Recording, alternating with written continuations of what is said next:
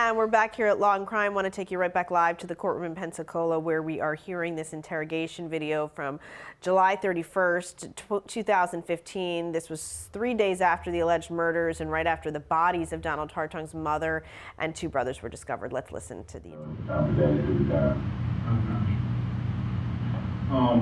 But as far as I know, that's just my dad's retirement. That's all I know. I got you. What time after you cook dinner, did you clean up, or what do you usually do?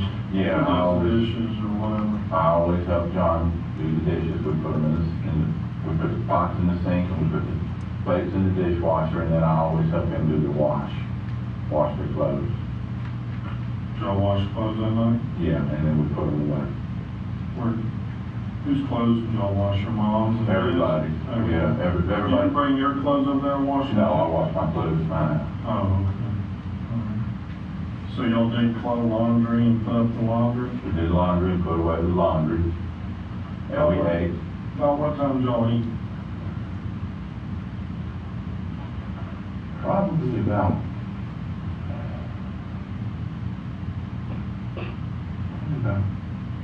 3:30, 4 o'clock, probably about 4, somewhere right in there. So y'all ate early dinner? Oh yeah, we always do. Oh, okay. And y'all had fried chicken, green beans, corn, biscuits, and French fries. That's right. Sounds good. Yeah, well, I do all the cooking when I go over. Good. Well, when it comes to cooking stuff like that, I am. I I know how to do that. I've got my mom's recipe. She wrote every one of them out for me. I've got them handwritten at the house, so that's where I learned to cook from my mom. I got you. What time did you leave, you think? Well, I usually stay and watch the news for Mom and leave after that. When you watch the 5 o'clock news? Yeah. 5:30 news? 6 Right. o'clock? Which one? Well, normally we watch the national news At 5:30? at 5:30, and then I leave right after that. And that's about what time I left. Between 5:30 and 6, right in there. Where'd you go after that? Home. Okay. What'd you do Wednesday? Wednesday? Oh, nothing. I don't ever do nothing. I sit right there at the house. I'm with my dog. I got up and went to work.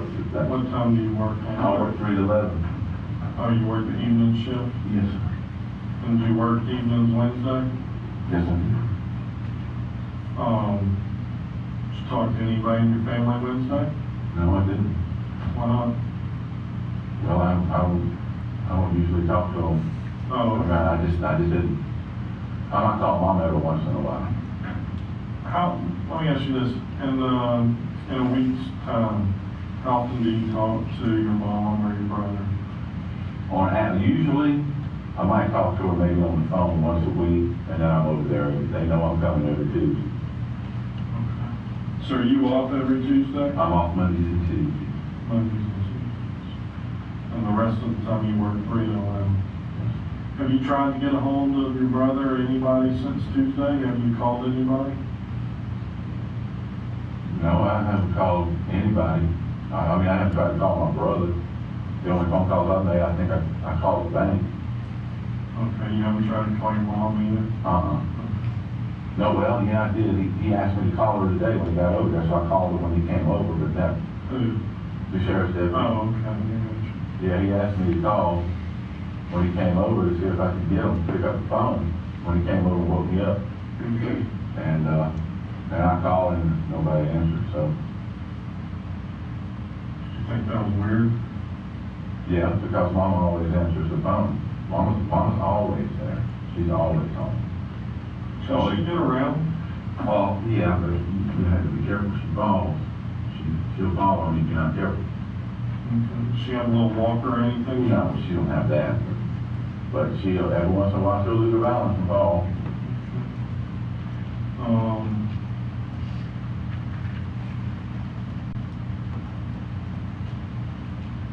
Do you know what time Richard got home that night? I don't know what time to get in. Which car does Richard drive? Mama's is the RAV4. And Ortiz is the Highlander. The white one? Yeah. Do you own any guns? Well, I have. I've owned quite a few guns, but I don't have any right now.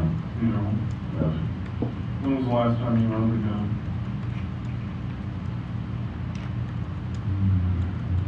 Maybe about 2 years ago. What was it?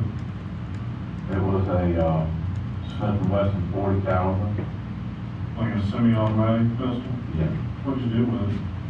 I pawned it, sold it. Okay. Yeah, that's what I've done with all my guns. I also had a 44 Magnum. I had a Henry rifle. Oh, really? Yeah. Wow. Pretty valuable, huh? Yeah, it was. It was pretty valuable, but I didn't like it. Why? I just could shoot it good. Really? Yeah. They say those Henrys are pretty accurate. Yeah, well, it might be, but I've never shot one. well, I'm getting older, so I'm not anywhere near the shot I used to be. I got you. Does Donald or RT, does Richard, RT or John, do they own guns? Not that I know of. They never owned a gun that I know of. Now, Dad had some guns, Are they still there in the house? as far as I know. It should be. What kind of guns did he have? He had some guns that his dad gave him when he died, and I'm not sure what they were. The only thing I know for sure that he had was a 22 rifle and a 40 caliber pistol and a 22 pistol. And the 22 pistol it made it through the trailer fire. So they've had that ever since. We had a lightning struck trailer and burned it down back when I was about 12. We lost everything we had. Gotcha. And so he had that pistol. And then his dad, I think, gave him a 22 and he had the 40 caliber. If he had anything else, I don't know. I got you. Did they tell you how your folks, your family over there was killed? Killed. They said they were deceased, and they never told me how they were killed. They're dead. It looks like they were killed. Killed. Mm-hmm.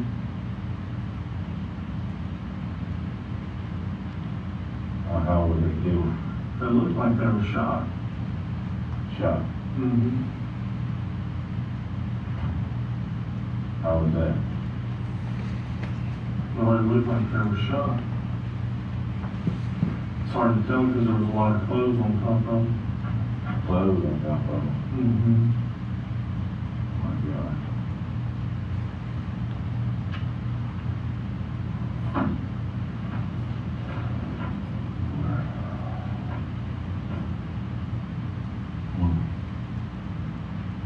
Was it robbed? I don't think so. It just looks like somebody just came in and shot him. Yeah, looks like somebody knew him, whoever did it. Anybody? I don't know anybody that they know. Mm-hmm. Could have been anybody. Were they having problems with anybody? Was John having problems with anybody or RT? Not recently. Not that I know of. Are you having problems with them at all? No. I haven't had any problems with them. We're not having any problems. So something didn't happen when you were over there Tuesday night and you killed them? No. Nothing happened. You sure? Yes. So if something happened, now's the time to tell me. I would not tell my mother and my brother.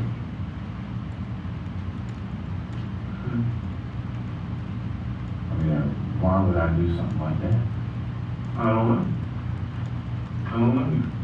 Well, I understand that. I know that's true. But I wouldn't do something like that. I'd never harm my family.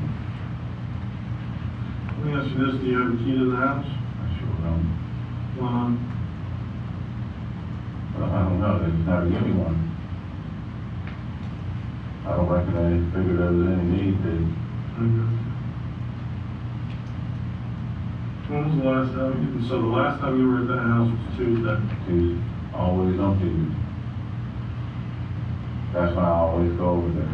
Every Tuesday. Why would somebody go in there and kill your mom and your two brothers? put clothes on them like that? I don't know. And they've been in there a while. Put clothes on them. Yeah, like pile stuff on the golf club. I have no idea. I have no idea. So, to me, it seems like somebody that would do something like that would have known or either been family, because they didn't want to see them after they were dead and put stuff all over them. Does that make sense to you? That makes sense to me, but as far as I know, I'm the only family they got. I mean, other than distant relatives who live over in Mobile. Y'all don't have any other family who lives here? No. No, that's all I've got, my family, my mom and my brothers.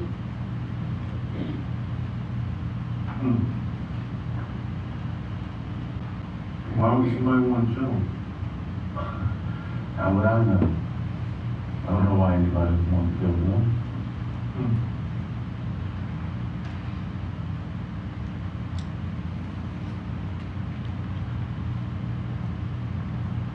How messed up is John, really? I mean, do you think he's bipolar or anything? I have no idea. I really don't know. I don't even know what bipolar is. Somebody who, bipolar is kind of like where somebody can be acting normal, happy one minute, and they're mad and acting crazy the next minute. When I've asked him, he used to be like that when he was young, but now that he's older, he's not like that anymore. Does he go to a doctor or anything?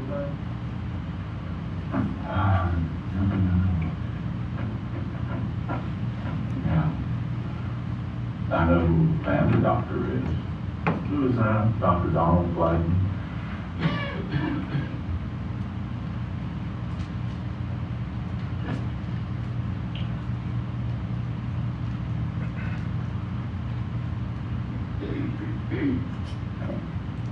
Where's his office? You know where the old Circuit City was? Mm-hmm. That little place across Across the street? Yeah, he's down in there somewhere. I went over there one time, a long time ago, to take somebody over there, but I don't remember exactly where it was, I think. All right, so that interrogation continues after Donald Hartung's mother, the two brothers, their bodies were found. His demeanor hasn't changed much. I mean, the detective here has gotten to sort of the meat and bones here. He says, did you know, what happened? You killed them? He says, no, I wouldn't kill my mother and brothers. Why would I do something like that? I would never harm my family. Was that believable to you, Terry? Well, again, his demeanor to me is a little bit too calm and collected. I feel as though if in fact they're talking about the murders of his close family members, this isn't a cousin or a distant uncle, this is his mother and two brothers, I would think that he'd be a little more, you know, emotional about the whole situation. And the interviewer said, Marie, you know, why would someone, you know, harm your mother and brothers, throw clothes on them? Although we know it was maybe a rug that was covering her. And the detective says, seems to me like someone who would do that would be a family member. And he says, does that make sense to you? And Hartung said, yeah, it makes sense, but I'm the only family they have besides distant relatives. So what was your take on that?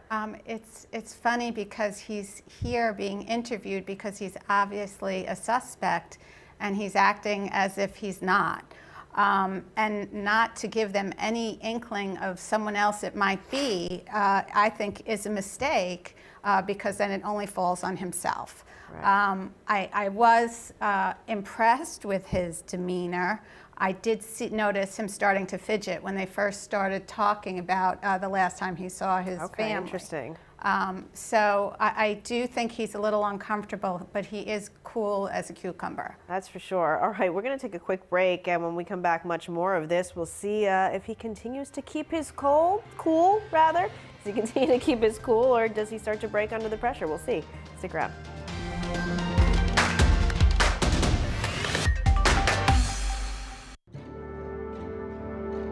I just had a really bad feeling. He said, I've got another call. I'll call you right back.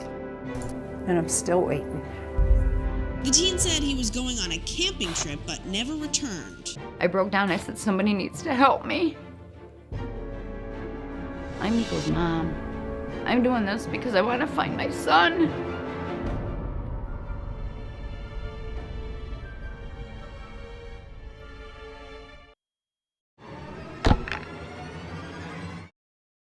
Hey everybody, I'm Jesse Weber, and this is legal news you can use. So we all hit a rough patch at one point or another. There's no shame in admitting that. Many times it concerns money, and maybe you're having trouble staying afloat. So our topic today is, when should you consider filing for bankruptcy? Bankruptcy is for those who can't fulfill their financial obligations and need a do-over. But bankruptcy is reserved for only those extreme situations, and a court is going to look at the following. You've tried but failed to work out a settlement with your creditors. You've turned to consumer credit counseling, but it hasn't resulted in a solution. A court ordered that your wages be seized or garnished to satisfy your debts. You have outstanding medical bills that you just can't pay. You either don't have assets or not enough to pay off your debts, or your savings account, if you have one, is not going to help either. Okay, so you want to declare bankruptcy, but which kind? There are two that apply to individuals. Chapter 7, where your assets that can be sold off by a court will be in order to pay off your debts. This includes clothing, jewelry, artwork, or property. Or Chapter 13. Now, this option is better for people who have a steady income, because here you just reorganize your debts and develop a plan to pay back over time. There are a lot of advantages to filing for bankruptcy. Namely, your creditors will stop coming after you, and in certain cases, you won't have to repay some of your debt at all. But remember, bankruptcy can seriously hurt your credit score, and it doesn't relieve you of having to pay specific debts like alimony, taxes, child support, or mortgage payments. So before you file, consult with an attorney first. For more legal news you can use, go to Law&Crime.com. Hi there. You might wonder what a famous Hollywood celebrity like me is doing reading in the dark. Is this some new sort of Hollywood method acting? No, this is quite real. Did you know that Americans use about 4 times as much energy per year as the global average? We waste energy left and right, despite the fact that the dirty fossil fuels we use to power our energy sources wreak havoc on the natural world and destroys valuable wildlife habitats. By reading with my solar-powered night vision goggles, I'm saving energy and looking sleek. You don't have to sit in the dark like Ed Begley Jr. to save the world. Fight climate change by speaking up for cleaner, smarter energy, including rooftop solar. Oh, that's way better. Oh. Do your part and find out other world-saving tips at betterthaned.org. Both my legs were amputated due to an IED. It's when you start to try to get back into an everyday life. I absolutely felt like I lost some of my purpose. There must be something more. When DAV came into my life, they gave me a new mission. I could still be a productive member of society, could still support a family. The DAV gave him that sense of structure and purpose again to get his life back together. Visit DAV.org to learn more about our mission.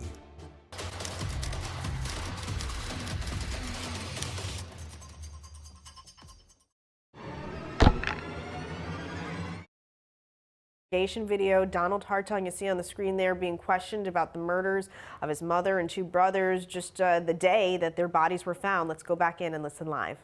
I taught him how to play, and then he went on and he almost won the state championship.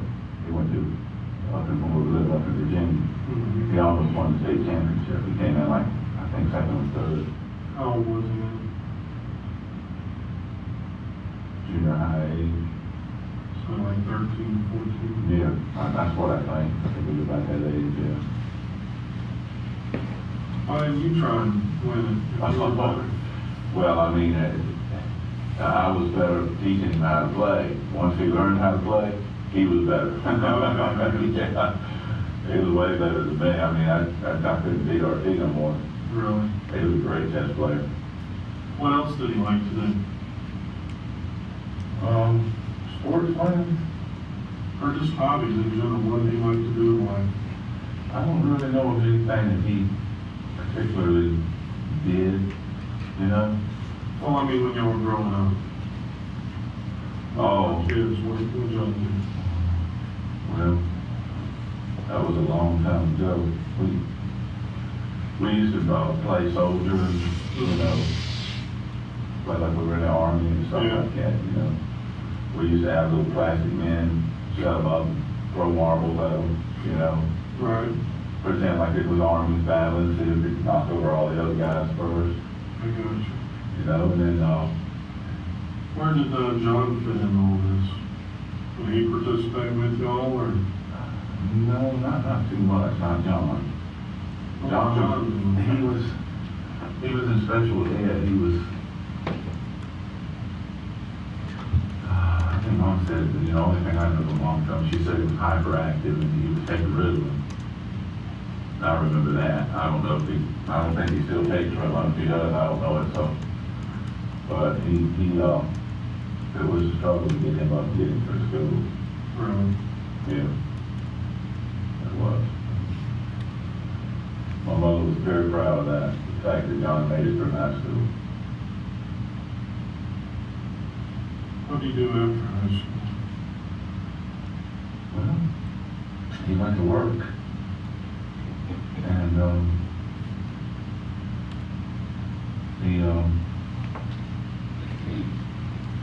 don't really know too much about what he did after high school. Where did he go to high school? He graduated the same high school in RT at Deep Creek. Where's that? Chesapeake, Virginia. How old were y'all when you moved to Pensacola? They moved down here before I did. I got married. I got my married girl up there. And I lived up there for about 32 years. They moved back down here. I don't know exactly when it was, but I would say it was probably about 25 years ago, somewhere in there. We moved to Pensacola. Right, and then I moved back down here in December of '99.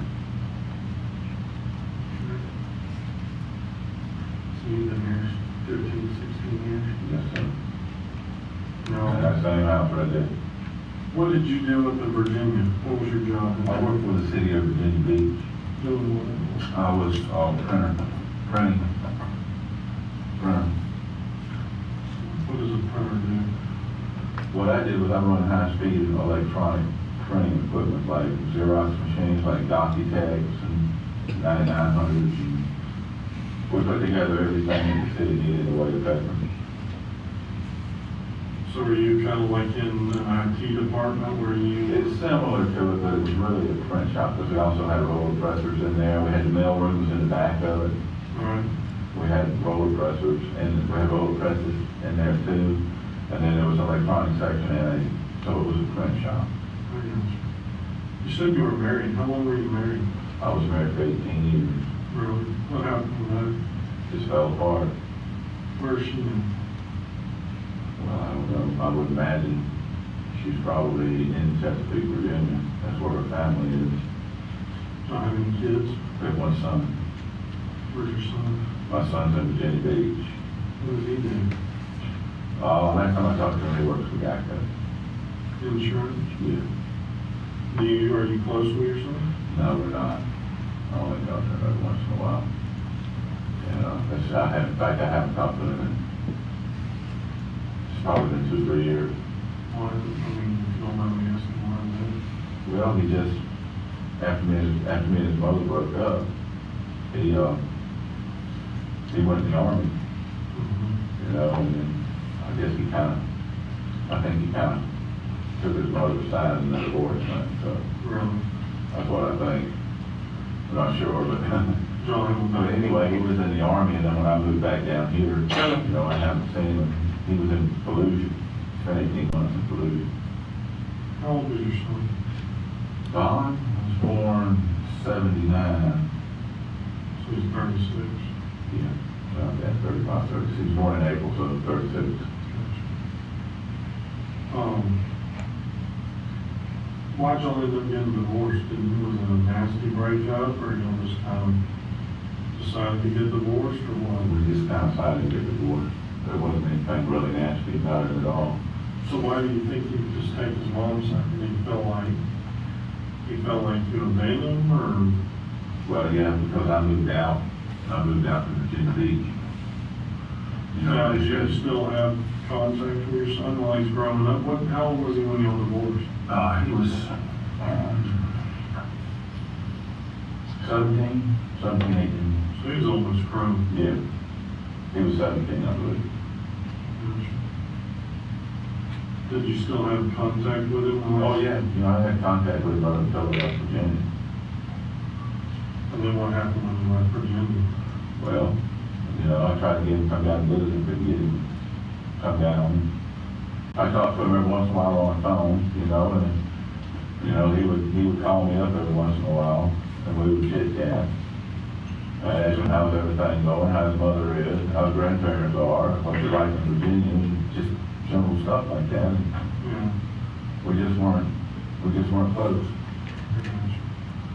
Not close enough, I don't guess, but I mean, shoot, I raised the boy. I mean, I coached him all the way through school. I was his coach all the way through. 4 years of football, 9 years of baseball. Really? Yes, sir. How does that make you feel now that you're older and, you know, your dad, I guess, left when you were 7 and you were raised by... My dad left me when I was 3 weeks old. Really? Yeah. I was abandoned when I was 3 weeks old. My mother raised me. So your mother's pretty much the only family you, I mean, She's all I got. She was the one that was always there for you. That's right. She's always there for me. She was always there for me. There ain't nothing in this world I could ask my mother for that she wouldn't get it. Really? That's right. Nothing. She'd give you anything you want. Anything. My mama loved me, I loved her. But we were together all that time, whether she was in Vietnam, we lived up there in Booth. Prior to that, she worked down here in Pensacola. When I was a baby, I stayed with my grandparents, and Mom were down here at King's Ranch. And when she met and married Richard, he went to sea. That first trip to Vietnam, we stayed there in Booth. Whatever up back then, I almost forgot about that. What was that? Well, she shot a guy. He had a shoot down one time. He was trying to break into the house. She killed him? No. Never did find out who it was. We just thought we knew who it might have been. But she didn't kill him. Who did she think it might have been? Well, the guy showed up with his arm in a sling. She shot 22 and there was blood everywhere. She fired 22. And the guy showed up with his arm in a sling, and it was Charles Beasley. Who is Charles Beasley? It was a guy that lived across the street from us up there. Used to like come over and play checkers with my mother. I was good friends with these boys, children. They were my friends. That was back, you know, before King John was even born. And so that was... How old was this guy? About the same age as my mother. And how old was he? 78. She's 78. She did turn 78. When? Mama's birthday is June 20th. So she just had a birthday about a month ago, a little over a month. She sure did. What'd y'all do for her birthday? Oh, we just got together, had some cake. Give her a little trinket, you know, that's all we ever give Mama, just trinkets, you know.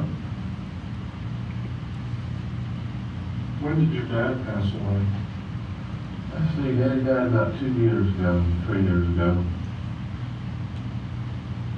So Donald Hartung is telling the investigator he loved his mother. They had a close relationship. She was all he had at one point, especially after his divorce when he became estranged from his ex and his son. He said, she's always there for me. She loved me. Certainly he's not saying this in an emotional way where he's saying, I loved her, she was everything to me. He is calm about it, but how important is what he's saying, Terry? I mean, and are we to believe it based on his intonation? You know, it's interesting. We always say that each defendant reacts differently. Some are very emotional, some are cool and calm. Here, I find that it's very interesting. The investigator is interrogating him and asking all about the childhood, his brothers, his son, his mother, the grandfather, etc.